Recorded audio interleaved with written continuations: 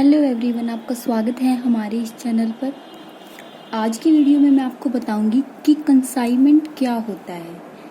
What is meant by consignment account, explain its characteristics या feature. मैं आपको बताऊंगी प्रेषण खाते से क्या अभिप्राय है, इसकी मुख्य विशेषताओं का वर्णन कीजिए। वीडियो पसंद आएगा तो वीडियो को लाइक, चैनल को सब्सक्राइब कीजिएगा। आपको मेरे चैनल पर कॉमर्स से रिलेटेड हर इम्पोर्टेंट टॉपिक की वीडियो मिलेगी, आप जाकर मेरे चैनल पर देख सकते हैं। तो शुरू करते हैं। सबसे पहले मैं आपको बताऊंगी इसका इंट्रोडक्शन कि कंसाइनमेंट क्या होता है।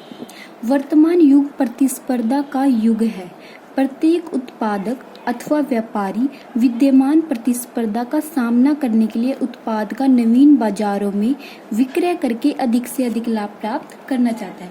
मतलब क्या होता है कि हमारा कंपटीशन ज़्यादा बढ़ता जा रहा है, सेलर्स बहुत सारे हो गए, इसलिए प्रत्येक विक्रेता चाहता है कि उसका उत्पाद क्या है, बाजार में अधिक से अधिक पहुंच बनाए, अधिक से अधिक बिक्री उसके उत्पाद की हो।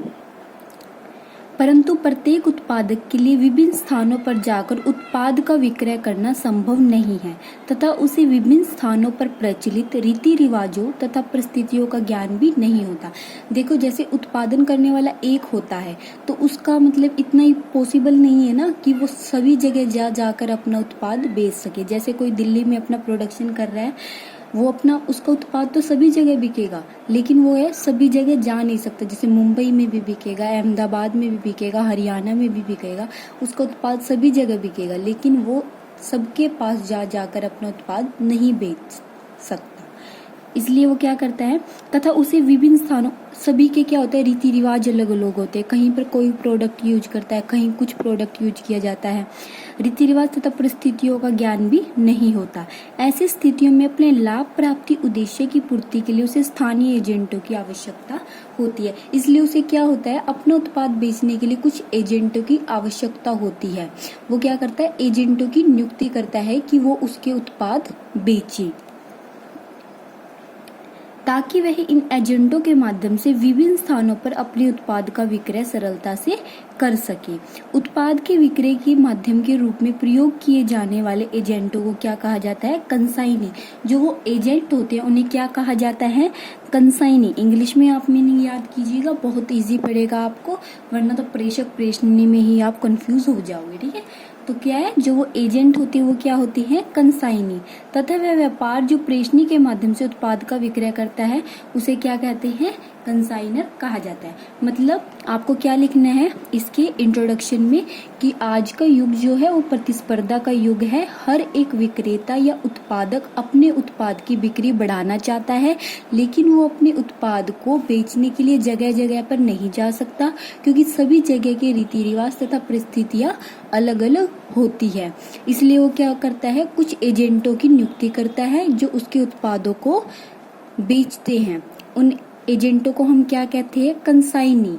और जो उत्पाद का मालिक होता है, मतलब जिसने उस उत्पाद को बनाया है, उसे हम क्या कहते हैं, कंसाइनर। ठीक है, जिसका उत्पाद है उसे क्या कहते हैं, कंसाइनर। और जो उत्पाद को बेचता है एजेंट, उसे क्या कहते हैं, कंसाइनी। और इस पूरे एग्रीमेंट को क्या कहा जाता है, कंसाइनमेंट कहा जाता है। कोई कंफ्यूजन तो नहीं होगी आपको। जिसका उत्पाद है मतलब जो विक्रेता है, मतलब जो प्रोड्यूसर है, जिसने उत्पाद बनाया है, वो तो क्या हो गया, कंसाइनर। ठीक है, और जो एजेंट है जो रियल में प्रोडक्ट को बेचेगा वो क्या हो गया, कंसाइनी। ठीक है, जो प्रोड्यूसर है जिसका उत्पाद है वो कंसाइनर, जो उत्पाद को रियलिटी में बेचेगा एजेंट, वो हो गया कंसाइनी। और पूरा एग्रीमेंट क्या हो गया, कंसाइनमेंट। अब इसका मीनिंग करेंगे, वो आपका इंट्रोडक्शन मैंने बता दिया था। ठीक है, माल के स्वामी द्वारा विक्रय के उद्देश्य हेतु माल का हस्तांतरण करना ही लेखांकन में प्रेषण कहलाता है।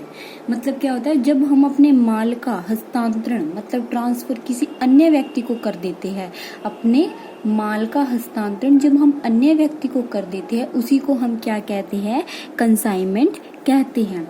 जो व्यक्ति अर्थात स्वामी माल का हस्तांतरण करता है, मतलब जो माल का हस्तांतरण करता है, जो स्वामी है माल का, उसे हम क्या कहते हैं, कंसाइनर। मैंने बताया ना, जो माल का स्वामी या प्रोड्यूसर होता है उसको हम क्या कहते हैं, कंसाइनर। और जिस व्यक्ति को माल हस्तांतरित किया जाता है, मतलब जो एजेंट है जिसको माल बेचने के लिए हमने दिया है, वो हमारा क्या कहलाता है, कंसाइनी कहलाता है। प्रेषक तथा प्रेषणी में स्वामी तथा एजेंट का संबंध होता है। मतलब जो स्वामी होता है, जो कंसाइनर होता है, माल का स्वामी, वो कौन होता है, स्वामी होता है कंसाइनर, और कंसाइनी क्या होता है, एजेंट होता है। तो उन दोनों का रिलेशन हमारा क्या हो गया, स्वामी तथा एजेंट का उनका रिलेशन हो गया।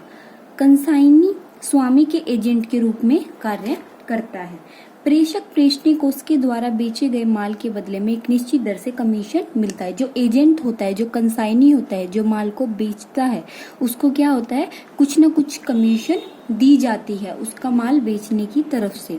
यदि प्रेषणी द्वारा माल को बेचने के संबंध में अगर उसने कोई खर्चा किया है, एजेंट ने मतलब कंसाइनी ने अगर कोई खर्चा किया है माल बेचते समय, तो उसकी भी पूर्ति स्वामी द्वारा, कंसाइनर द्वारा की जाती है। समझ आ रहा है ना, कंसाइनर बोलूं या स्वामी बोलूं एक ही बात है, एजेंट बोलूं या कंसाइनी बोलूं वो भी एक ही बात है, ठीक है, समझ रहे हो।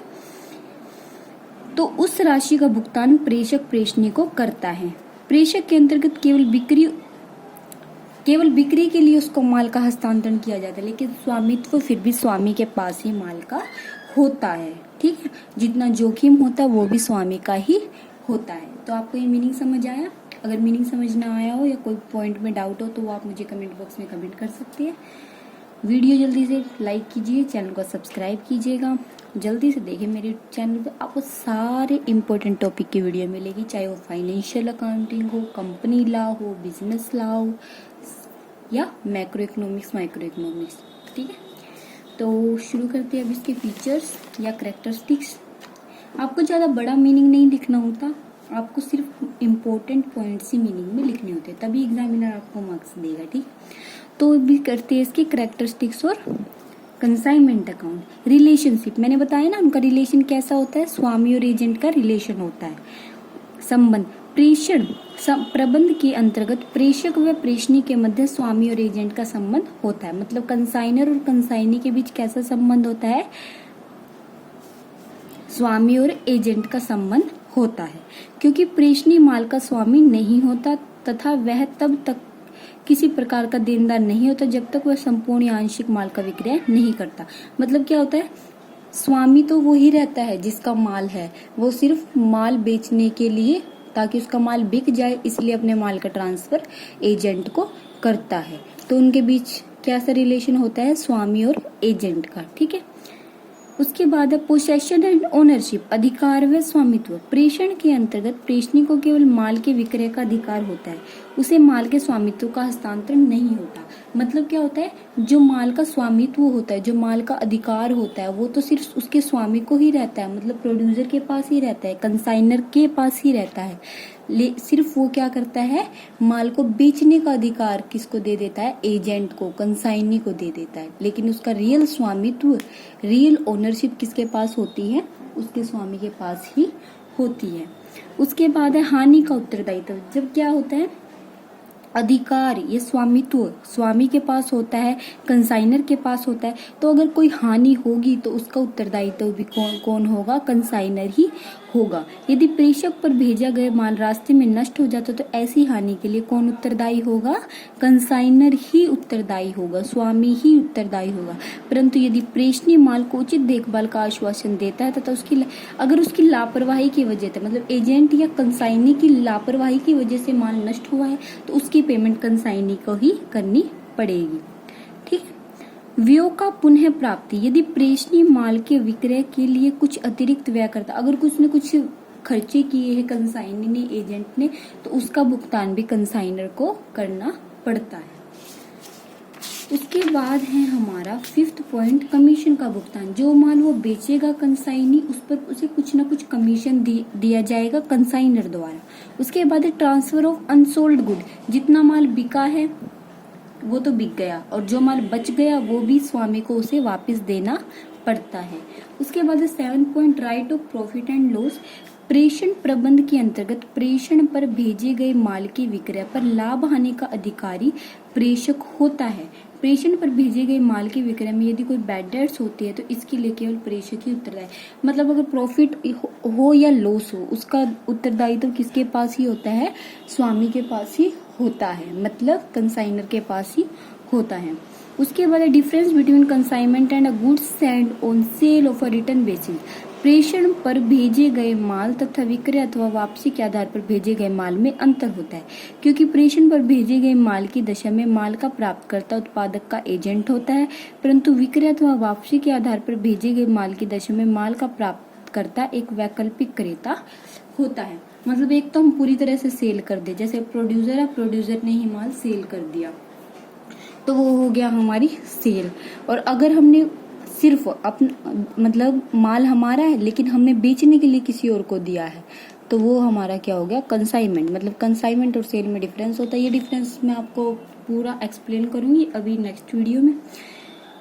तो आज की वीडियो इतनी ही थी। वीडियो पसंद आए तो वीडियो को लाइक, जल्दी से चैनल को सब्सक्राइब कीजिए। Thank you for watching my video.